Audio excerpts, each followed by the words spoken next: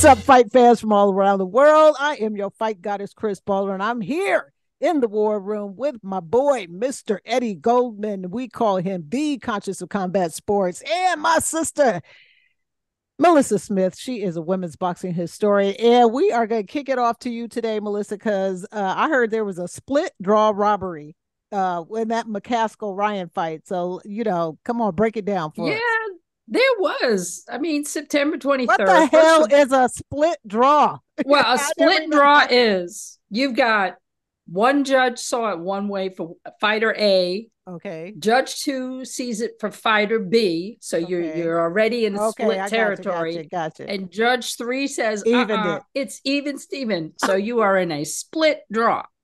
That is Okay. crazy. It was crazy. So, first of all, we're talking about having the WBA, WBC, WBO world welterweights on the line, plus the IBO, just for good measure. So that's, There's one more three-letter acronym that should get involved in this. That's the but well, they're FBI. Elemental They P. should investigate this corruption. ridiculous, ridiculous things. So, and you got Jessica McCaskill, who had been undisputed, right, for all the titles, but when she fought Chantel Cameron and lost, she lost her IBF. So there's still three belts, right? Um, McCaskill had the WBC and the WBA, and Sandy Ryan has been holding the WBO World Welter. It's a big fight, right? So you'd think, oh, cool, co-main. No, you would be wrong. Number one, it's third down on the card, right? Shameful. Just shameful. Absolutely ridiculous. And then, excuse me, I'm fighting a cold here. That's okay. So then you got Jessica McCaskill and Sandy Ryan, and McCaskill starts out in this fight kind of slow, kind of measured, like, okay. And Sandy Ryan, who's the taller fighter with longer reach, fighting tall, tapping her, coming back out, tapping her, coming back out, and getting her to the body with some serious leather and hitting her over and over again. That is not to say that McCaskill didn't score some points. She did. It was a 10-round fight. It was very active. They threw a lot. They were in each other's faces throughout. McCaskill tried to make it messy and her usual fighting style, messy, coming in and grabbing you, hitting you over the head, a lot of those overhand rights. But Sandy Ryan has some skills. Even though she's 6-1-1, she comes from it with a huge amateur background, and she is really elite. And she fought a beautiful fight, which should have been scored 98-92 or 97-93 on all three of those cards. And what it was scored was 97-93 from McCaskill, 96-94 for Ryan, and then 95-95. What the hell? And as Eddie says, yeah, FBI. What is that? Yeah, that's corruption at its finest. And right, it's heartbreaking. And it's surprise, what state this was in, whose commission regulated it? Florida. Right? But it's a P.S. It's also in the same location where Serrano's going to fight. Right. Well, that's because, they're getting kudos for having 12 3-minute rounds for the Serrano fight coming up. But I think they just did that because money. Lots of money. We can argue that the reasons for having women's fights, the title fights, 10 rounds, 2 minutes each, are wrong, but they didn't consider the right or wrong of it. They just said, we want to get some money. We want to get some attention there to have something like this. And it was shown also on the same card. They had Conor Benn fighting too, which showed, and Conor Benn was busted a while ago. You can look up, the details are all over the place, for using a PED from a VADA test. And he was only cleared by a panel in the UK on a technicality, which was this: that the test was not from UK Anti-Doping, under the British Boxing Board of Control. The test was from VADA. So therefore, they're pretending it doesn't count. It's because it was something that was done outside of the governmental body, like it didn't exist. And even the British Boxing Board of Control and UKAD are appealing that decision, but because the way things are structured, the governance, we always got to go back to the governance. Conor Benn in the UK is not suspended. Okay, No, he's he not. can That is fight, insane. even though he has this positive test that remains unexplained, and you need a complete hearing about it, which you can't consistently drags their feet on doing these hearings, like many of these other bodies. And so then the Florida Commission and the ABC, the Association of Boxing Commissions, said, well, he's not suspended. He can fight. He's obviously a good fighter. So he's not suspended. We can license him to come and fight. So what they did, even though the British Boxing Board of Control says he's not welcome to fight in the UK, Matchroom went around forum shopping and they found the Florida Commission, which should say, sure, we'll let you go. We'll let you fight. Because of the money. So he was on that card, and that got a lot of attention. So you have the ridiculous governance that goes on in boxing and in the United States and in Florida, leading to these two fiascos on this card, leading to this absurdity. And virtually everybody who watched the fight between Sandy Ryan and Jessica McCaskill, regardless of who you thought beforehand would win and who was the favorite. You could have had all sorts of opinions, because obviously McCaskill is a talented fighter. I have not seen one person outside of these judges in Florida that saw it any other way than Melissa described it, that it was a wide points victory for Sandy Ryan, 7, 8, 9 rounds, whatever, in her favor. There's obviously a lot of wiggle room if you saw it 97, 93, 98, 92. Absolutely. But you can have honest people can disagree on this, but nobody honest who knows the first thing about boxing can watch that fight and understand, think anything other than it was a clear-cut, widespread victory for Sandy Ryan, and she should have all these other belts. So now what's going to happen, these appeals never go anywhere. So maybe this could build up for a rematch, meaning more money, and anything could happen in a rematch. And then you got to get the sanctioning bodies on board with that. So it's just an utter mess. And people sit around and complain about individual judges week after week. There's always something like this going on. We've seen it a lot of Canelo fights. The judging is absurd. And this is a systemic problem. This is not just with a bunch of individual dopey judges or commissions.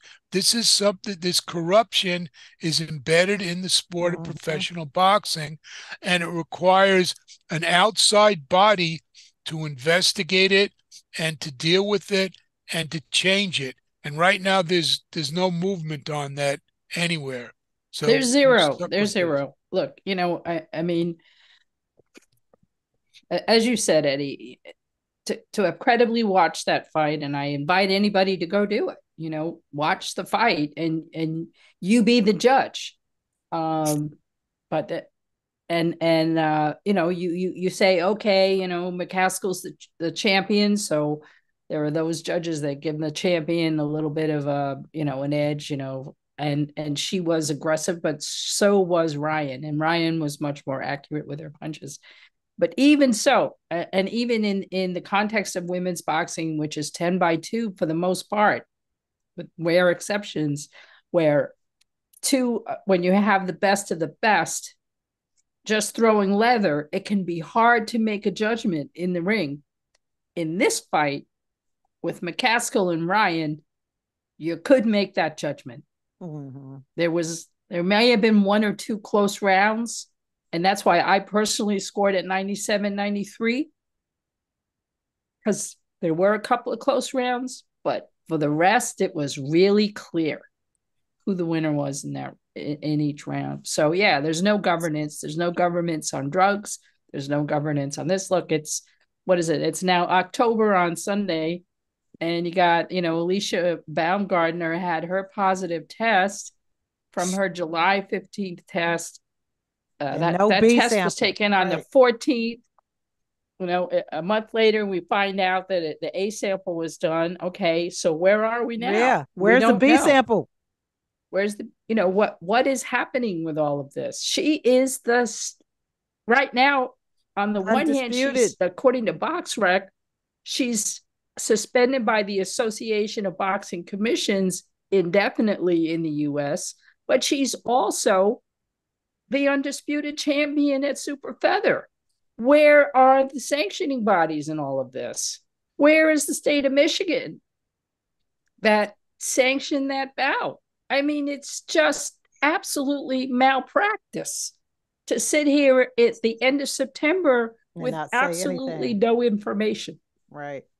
This is something you'd expect from Russia, because we saw it with the young figure skater Valieva, who had tested positive before the Winter Olympics, and the Russian authorities found a way to keep her involved. Then the Olympic authorities to let her compete, and they're supposed to make a final decision almost 2 years later on what happened with that case, and it's dragging through the Court of Arbitration for Sport, and they haven't awarded the medals yet in the team competition.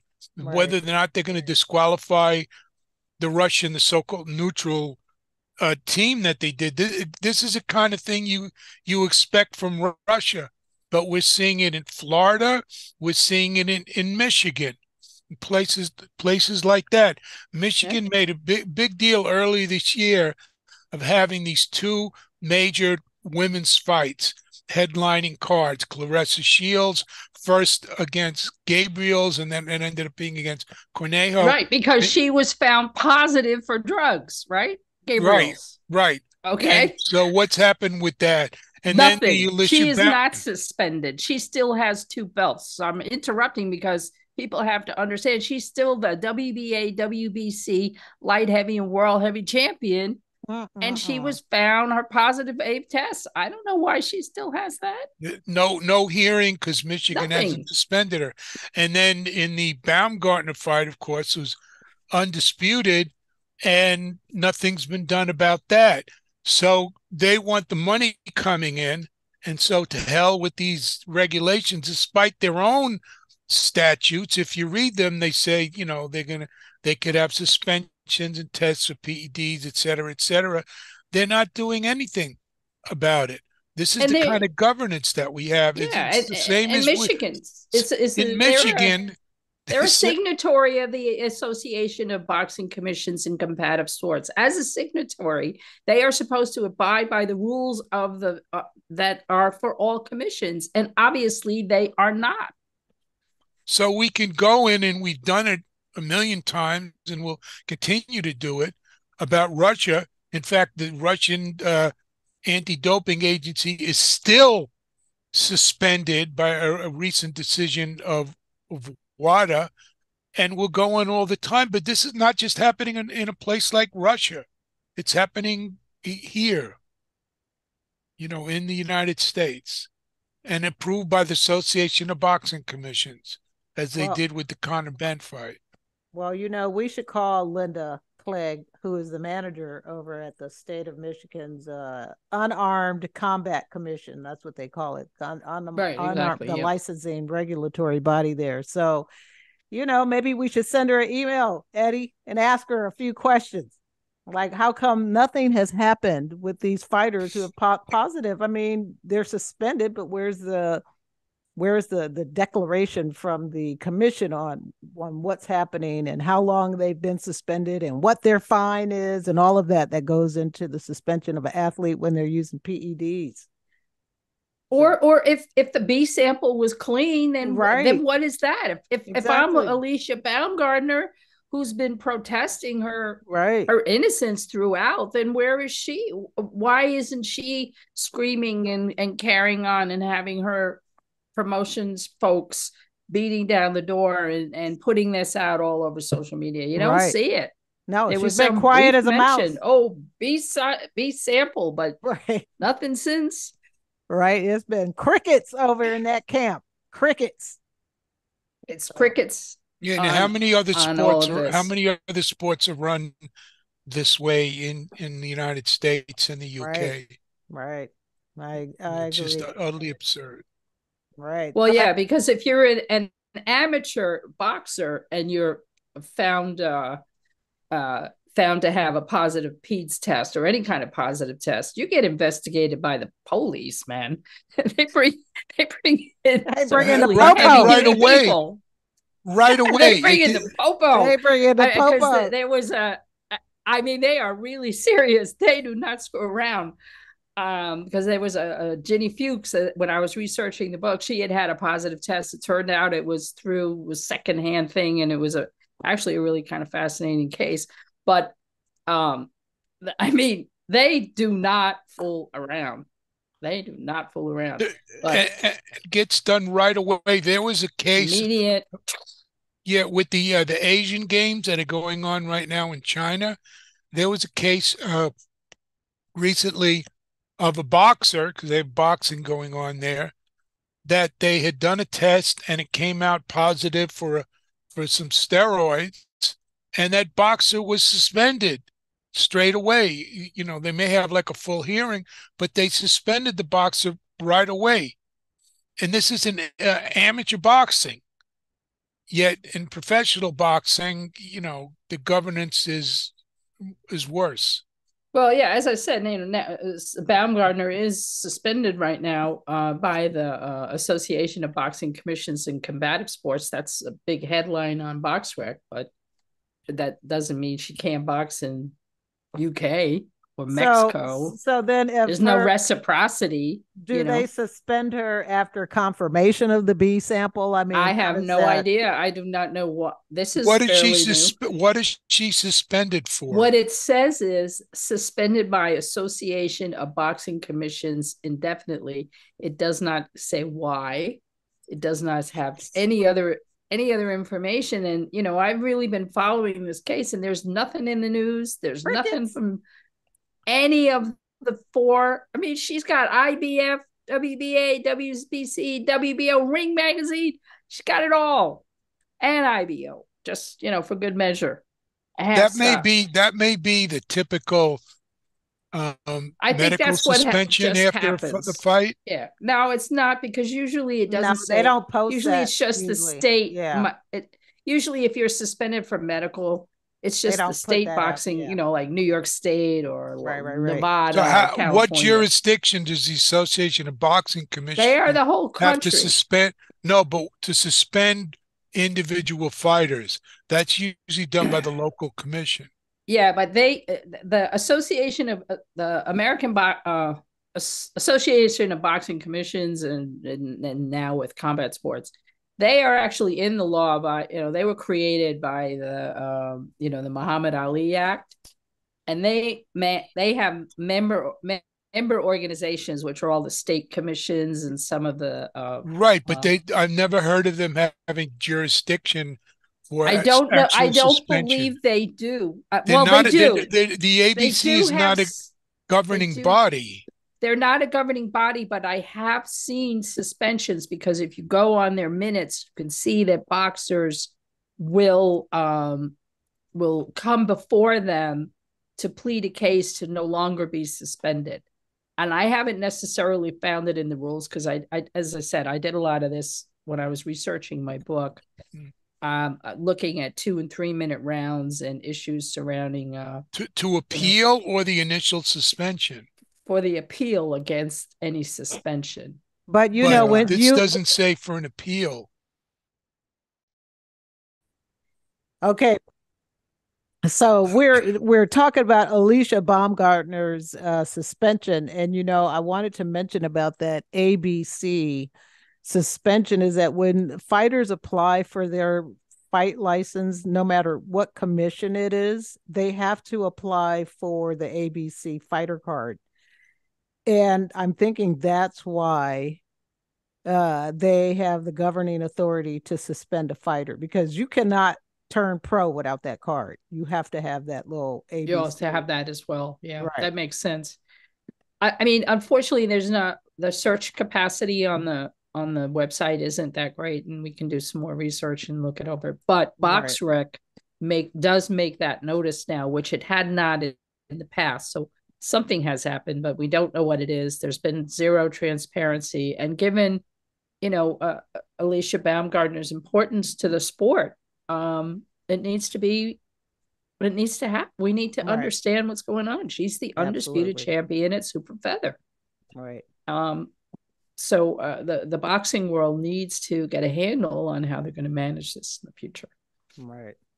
Now, you guys want to, talk about the latest news in boxing that broke this morning. Though I don't see a date. I see that the we'll get contract was signed with Fury and Usyk, but is that going to happen, Eddie? Well, it's like in boxing, anything can happen, but it's been officially announced as of Friday, September 29th, unlike rumors and posting on social media and all that. A press release was put out by both Queensberry and Top Rank and had quotes from Turki Al-Sheikh from the General Entertainment Authority of Riyadh Season. The General Entertainment Authority is Saudi Arabia's a part of the Saudi Arabian government, and Riyadh Season is their big tourist attraction. Their big bringing together of all these entertainment and sports events and for several months. And the kickoff is going to be October 28th with the clown fight between Fury and the MMA guy Ngannou. What they just announced now is that sometime during Riyadh Season, which usually runs till about March, they're going to have the fight for the undisputed heavyweight championship of the world between Tyson Fury and Alexander Usyk. Obviously, a fight that's going to be the biggest fight in boxing in many, many years. It's going to be an international fight, unlike really any of the other major fights, because you have Fury from the UK, who also can't come to the United States because he's had the association with Kinahan in the past. And you have Usyk from Ukraine, and they're going to be fighting in Saudi Arabia, which apparently finally put up all the money for this big fight. And it's for the undisputed heavyweight championship of the world. The top two heavyweights in the world that everybody that knows anything about boxing knows they were Fury and Usyk. Most people put Fury at 1 and Usyk 2. Doesn't really matter. These are the top two, head and shoulders above everybody else. And after all the stalling and after all the excuses and all the nonsense that was said and done, we're finally going to have this fight. But there's some very, very interesting details about this, which Chris started to get into. They didn't announce a date. They just said it's going to be during Riyadh Season. It's going to be in Riyadh, apparently. But I think there are a couple of reasons that they chose this date to make this announcement because of boxing's politics. This is the day before, it was announced a day before the Canelo Charlo fight, which is one of the biggest fights in the United States. Doesn't have as much importance or interest internationally outside of Mexico and the United States. And they're upstaging it by making this announcement today on Friday, which is when we're recording. It also shows that Fury's fight with Ngannou is a joke because they're announcing a month before the fight with Ngannou, they're announcing another fight for Fury. And it's an admission that that fight is a joke and just for suckers. It says some very interesting things too, because the press release, what's interesting is who's going to be running this fight and who is not mentioned in it. The press release says very clearly the fight will be promoted by Queensberry, which is Frank Warren's promotion, and he's, of course, a longtime co-promoter of Fury. Top Rank, Bob Arum's group, they're also a co-promoter of Fury. K2, which came out of the Klitschko's, that's where you get the K2, which is the promotional company for Usyk, and Usyk 17 is Usyk's own promotional company. Not mentioned in this is Skill Challenge Promotions. And if you remember several months ago, they made a big deal, had a big press conference. They brought all these people in that Skill Challenge Promotions was of Saudi Arabia, and this Prince Khalid were going to be co-promoting Usyk's fights. And then they almost vanished. They stopped posting on their social media. And when Usyk fought Daniel Dubois, you really didn't see much mention of them. But now you have this major fight, the biggest in boxing for years, undisputed heavyweight championship of the world, and they're not involved. But the General Entertainment Authority, which is a department of the Saudi Arabian government, and this Turki al-Sheikh, who's an advisor to Mohammed bin Salman, the crown prince, the de facto ruler, they're the ones apparently really putting up the bulk of the money. They're the ones who are doing this, in charge of this Riyadh season, this huge event that's supposed to attract, they say, tens of millions of visitors to Saudi Arabia for entertainment and sports events that are all going on over this event. And no Skill Challenge Promotions, no mention of Prince Khalid. So there's some palace intrigue that's gone on there, and they've been pushed out. And they also, this Prince Khalid had been dealing with Eddie Hearn, and Eddie Hearn wanted to have in Saudi Arabia the fight involving Anthony Joshua and Deontay Wilder, and now Hearn is saying, well, it looks like they're going to have to do that somewhere else. Announcing this on Friday, September 29th, without a date, and leaking to the media, it might be the end of December, it might be January, blocks other promoters from making big fights for those dates. And that's really not that far off. We're almost in October, so booking a fight for December or January, it's right around the corner. You got to start planning this now, but you don't want to compete with a fight like this.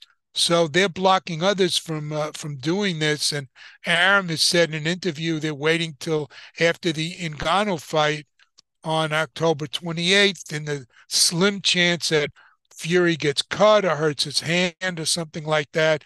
They may have to postpone it, but they apparently have a date already, but they're blocking others in it.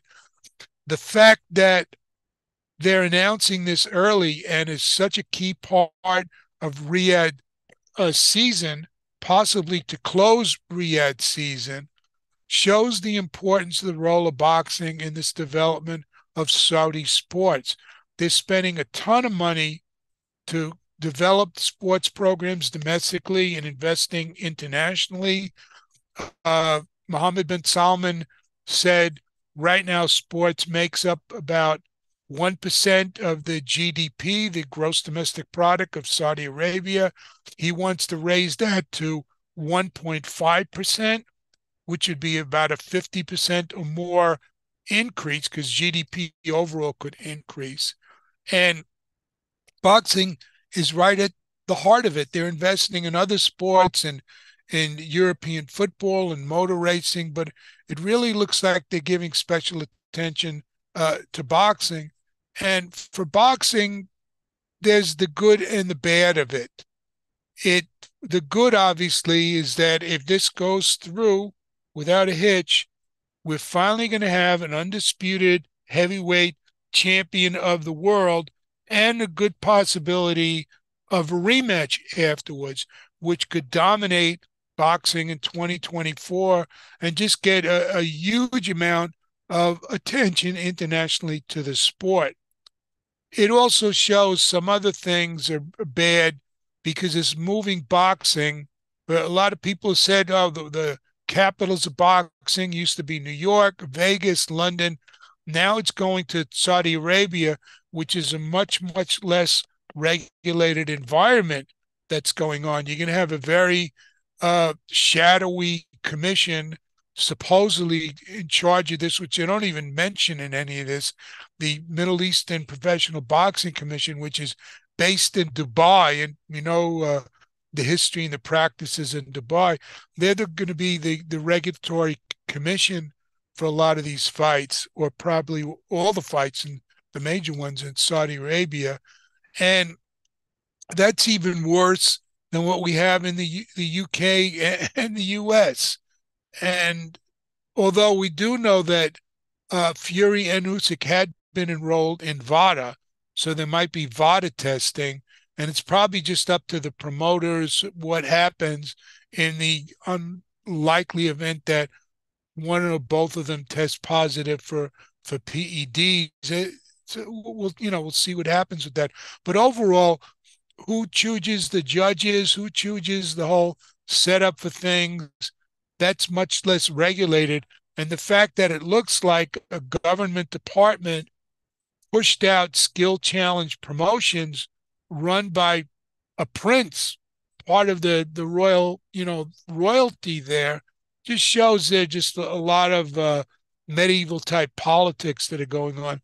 And as a sort of secondary level, from the Usyk Dubois fight, Frank Warren was appealing the decision about the low blow that was ruled a low blow from Dubois to Usyk that dropped him for a while. And he's saying it wasn't a low blow. This also shows that that appeal is a joke, because did they really want that appeal to go through? And that fight declared no decision. And then Usyk has to rematch Dubois for the WBA part of the mandatory. I don't think so, because it looks like, again, if this all goes through, he's going to be tied up for a year with Tyson Fury. So again, you have all this posturing, all this nonsense going on. I will say that another thing this fight shows, and this is going to be more controversial, is that the whole analysis put out by Amnesty International and others of sports washing is flawed and based on people that, again, I'll invoke the late, great Uncle Roger, don't know shit about boxing, because they're saying that all this is just a distraction from Saudi Arabia's lack of human rights and continuing and really growing repression. That's not why they're doing this. They're doing this because they need to diversify their economy away from petroleum. And they're investing in all sorts of things around the world. This is not just a sham, just a distraction. This is, from their standpoint, a major investment that they're making. No doubt they're overpaying for this fight much more than anybody in the UK or Europe or the United States could do, to bring this attention to them, to bring in tourists, to have people coming there, have shill media coming there and saying how wonderful a place, how nice the people are, and all of this, and to overlook all of the repression. But it's not a distraction from it. It's a change in their economy, and it's a change in the geopolitics of international sport that's going on. Now, I'm not ruling out that some of these sports investments that they're making might just be done as for propaganda purposes and distraction, because they're in a lot of sports that I'm really not familiar with.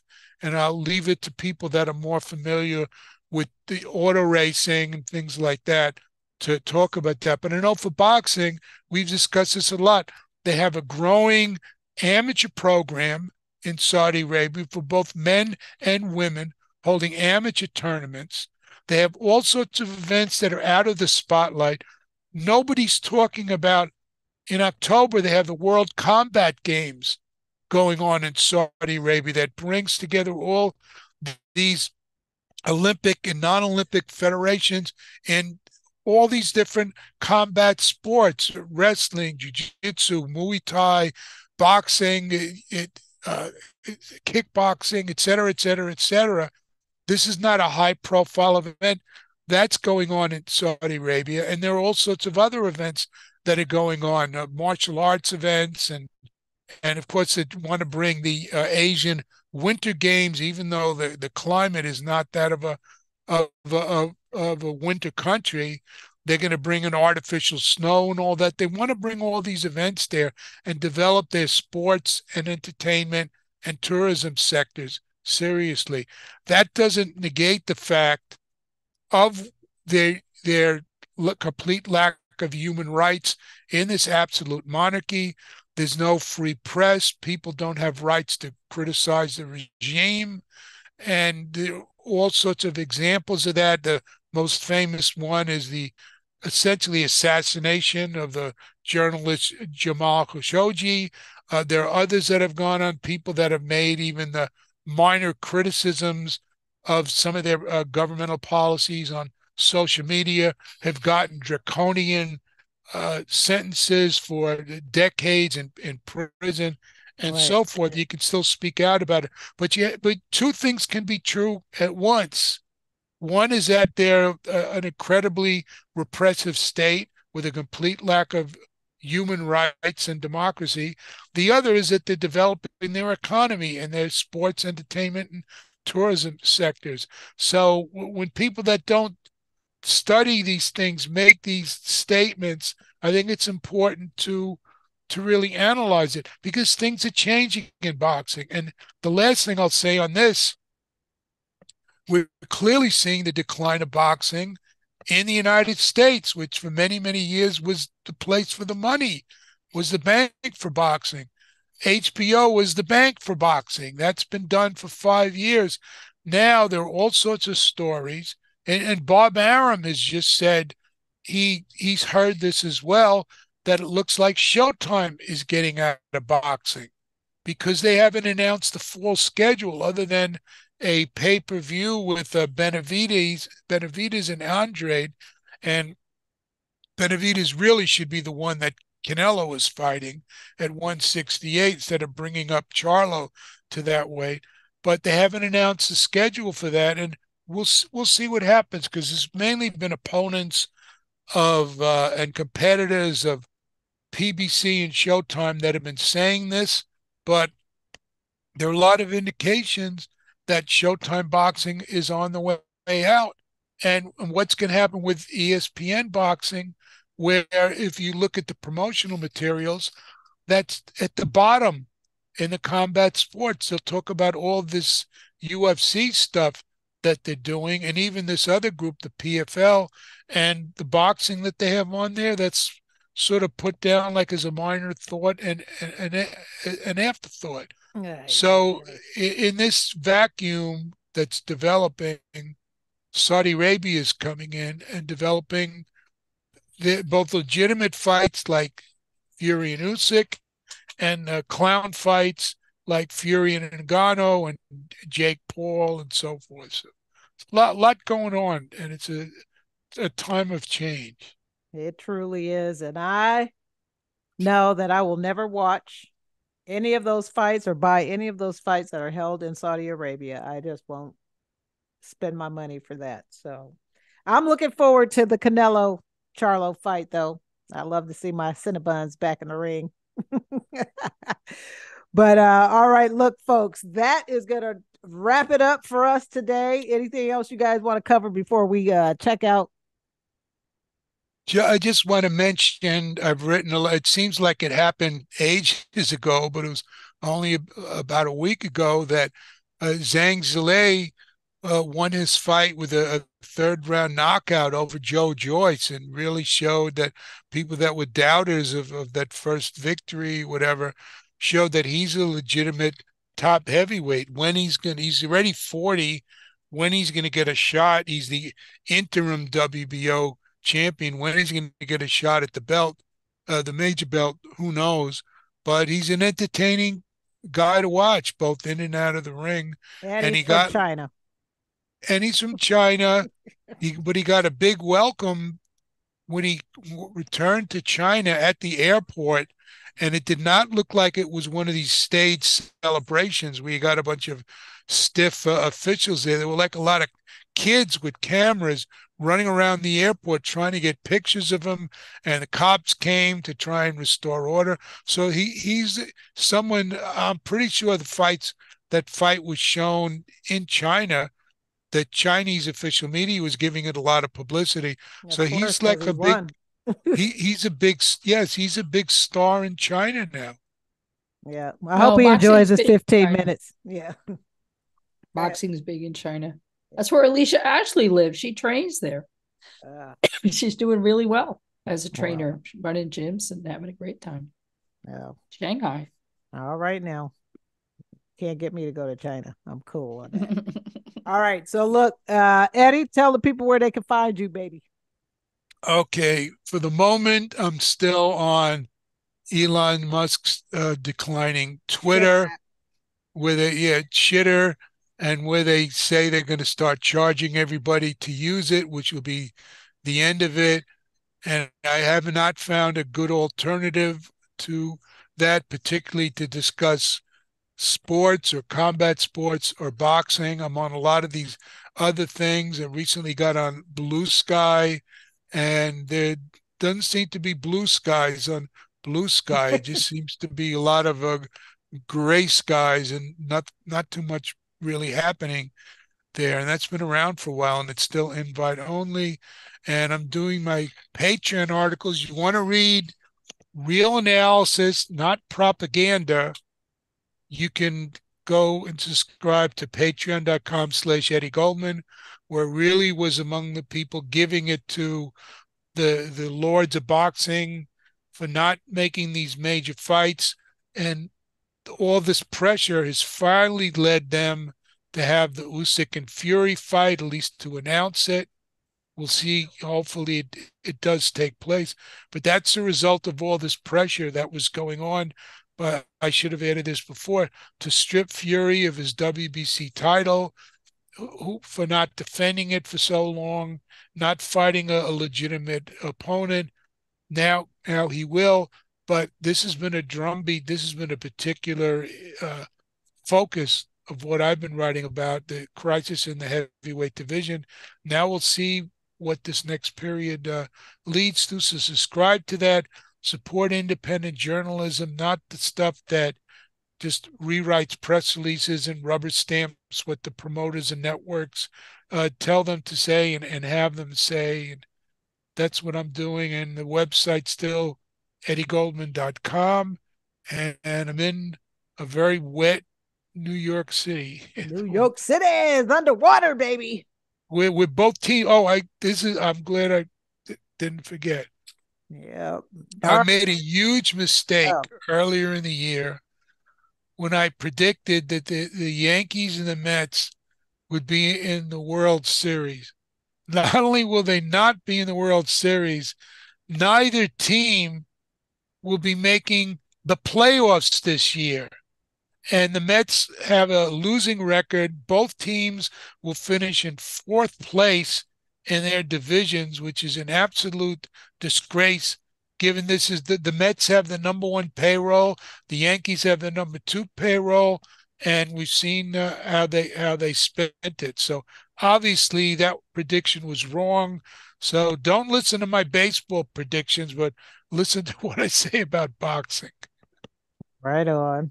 All right, Melissa, tell the people where they can find you, baby. Well, yeah, I'm on Twitter and Instagram and Threads, trying out the Threads, a little bit of boxing. We're still hanging in there on Threads. We're hanging at Girl Boxing now. One other thing, I'll be in Las Vegas this coming week. There's a 2-day International Women's Boxing Hall of Fame event, Night of the Stars.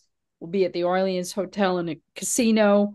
October 6th in the afternoon, we'll be there with, you get to meet your favorite fighters, a lot of meet and greet and some other raffles, some other kind of fun stuff. And then the actual event where we're doing the inductions, which will be on the evening of October 7th, which is Saturday night. The mayor of Las Vegas has declared it Women's Boxing Day.